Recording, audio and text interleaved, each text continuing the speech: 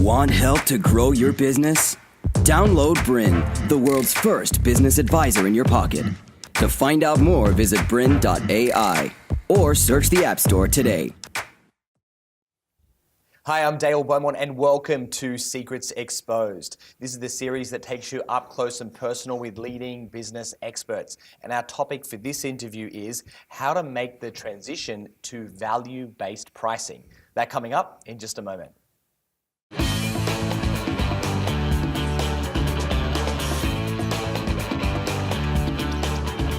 My special guest today is pricing expert Trent McLaren, and our topic for this interview is how to make the transition to value-based pricing.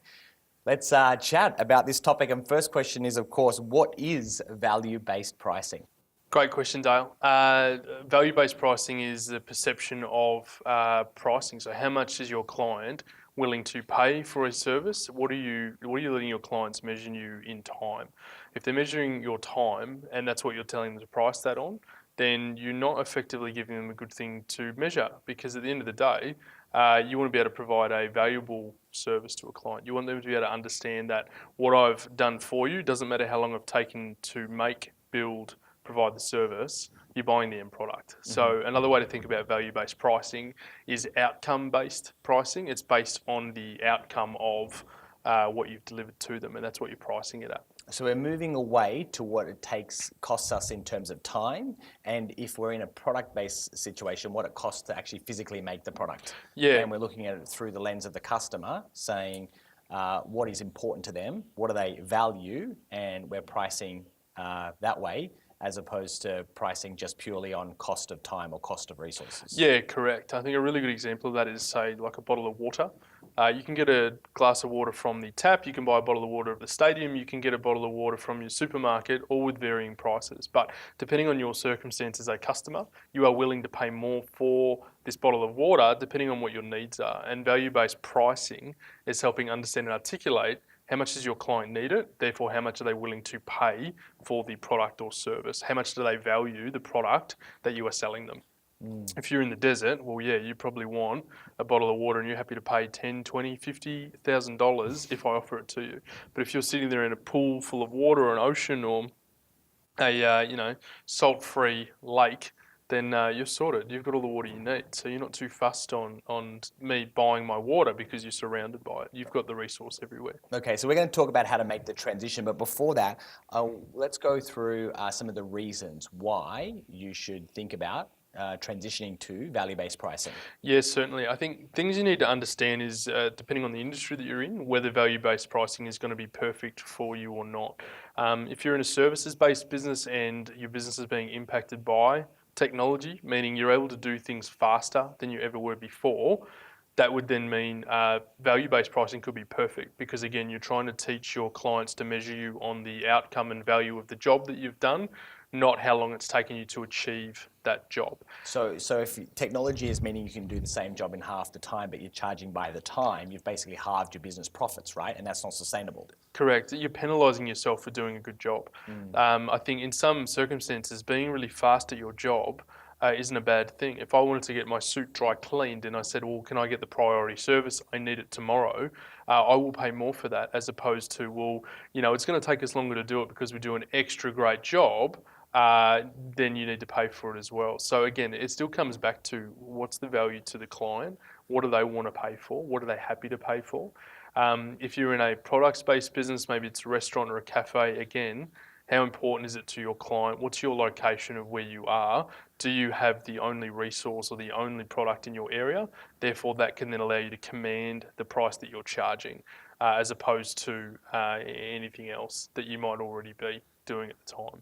Okay, so I think it's important to point out this is not just for service-based businesses. Like we oftentimes hear about value-based pricing in the accounting profession, lawyers as well, kind of moving across. But airline industry, you were telling me before, are using value-based pricing as well. Even companies like birds of prey that sell, or shoes of prey that Yeah. sell shoes, they're all moving towards this idea of value-based pricing. So Yeah. why is it not just restricted to services, and who can benefit from this?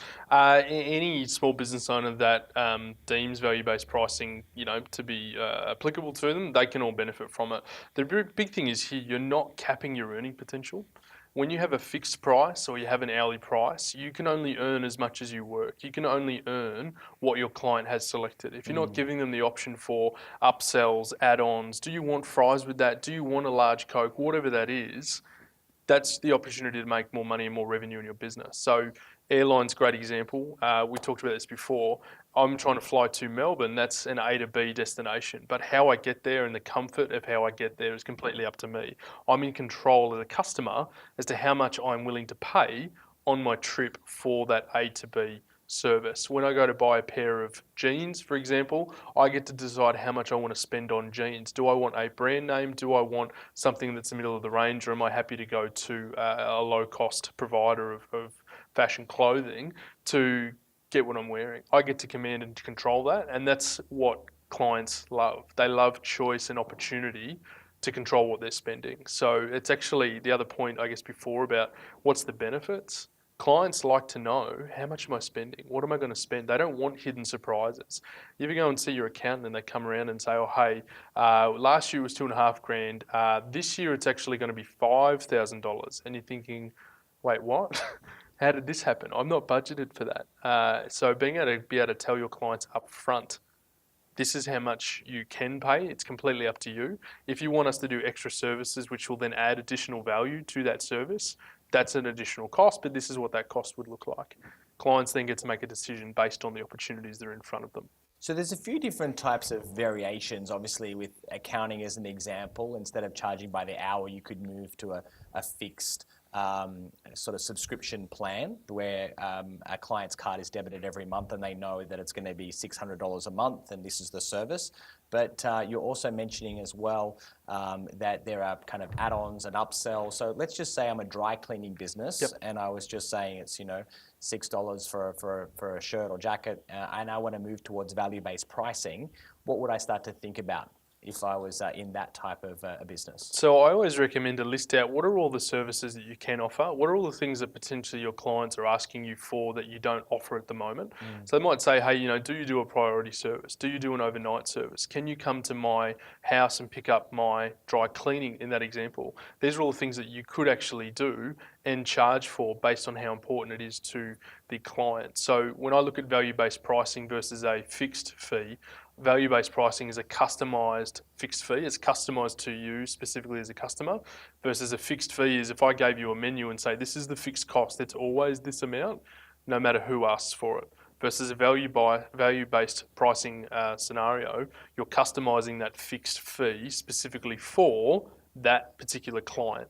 So once you understand what their needs are and what they are after, you can then say, okay, for you specifically, this is your price. Yep. Okay, makes sense. Yeah. So before we get into the how in just a sec, how people can make the transition, but just quickly, any other reasons why businesses need to be embracing value-based pricing? Outside of what we've already listed, I think other things to consider is, can it give you a competitive advantage? Have a look at the rest of your industry and go, how are they currently pricing? How can you stand out? How can you be different? How can you deliver more value to your clients or perceived value to your clients, but still make more money than the rest of your market or improve your margins or whatever it may be? So there's a lot of really good business strategy that comes involved with strategic pricing, and that's a really great way to look at it because value-based pricing is a great way to help you on that journey, but looking at your pricing as a whole, whether it's fixed, hourly, value, will help you decide what's going to be the best way forward. Okay, one more quick example. I'm going to put you on the spot here. Let's just imagine I'm a landscaper and I'm listening to this and I really want to kind of start to make that shift. What could I do to start embracing value-based pricing? Yeah, so I think if you get excited, like you've booked a landscaper to come and build me a fantastic new backyard, for me, I want to know like how long is it going to take? How much is it going to cost? And even if there's a rough terms and guidelines, because a lot of times like, well, I don't know, I haven't done it yet. Like, okay, well, how can we measure this out? And you might start giving examples and say, well, look, you can pick package A, package B, package C. in your mind, you've already scoped out saying, well, package A is about 60 hours, roughly give or take, and you might add 10 or 20% of your value on top of that.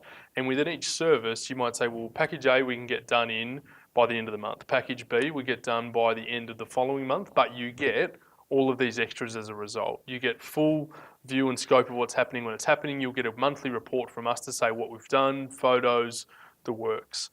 So if you can understand and identify those value opportunities, that perceived value opportunity, that's where you can start to envision, well, what can we charge for that we're already doing, but we might be doing it for free? And that's the biggest thing. A lot of people don't think about it because they're just already doing it. In a landscaping scenario, it might have been, we'll have to come and have a look and scope it out so we can tell you how much it's going to cost. Some people might turn around and say, well, look, we can do that. We do $199 evaluations. We come in and scope out the whole project. We have a look at it. And if you go ahead with us, we'll actually give you a 40% discount, right? So you're saying it's a $199 fee, but then you're offering 40% off, whatever it may be, which helps recover the side of it. But you're helping your clients make a buying decision in that moment. You've given them all these different options. You've tried to build and perceive the value of what you can do. And you're letting them lead with, okay, well, we're happy to do that. Let's do that. All right, we're going to take a short break. When we get back, we're going to start to go through the how. How do you transition to value-based pricing and go through the actual steps and also the common mistakes that people make as well and how to avoid them. So keep watching. Welcome back to our interview with Trent McLaren about how to make the transition to value-based pricing. And now before we get into the how and the steps, I'd like to talk about people's biggest fear. And the fear is, if I move to value-based pricing, I'm going to lose customers. Is that something that we should be concerned about? It's not something you should be concerned about. A lot of it comes down into the communication. I think the other fear about value-based pricing is that they're going to underquote, or they might overquote and scare people off. So it's one or the other. It's either I'm going to charge too much or I might charge too low. They're worried about charging too low because... To continue enjoying this presentation, download BRiN, the world's first business advisor in your pocket. To find out more, visit BRiN.ai or search the App Store today.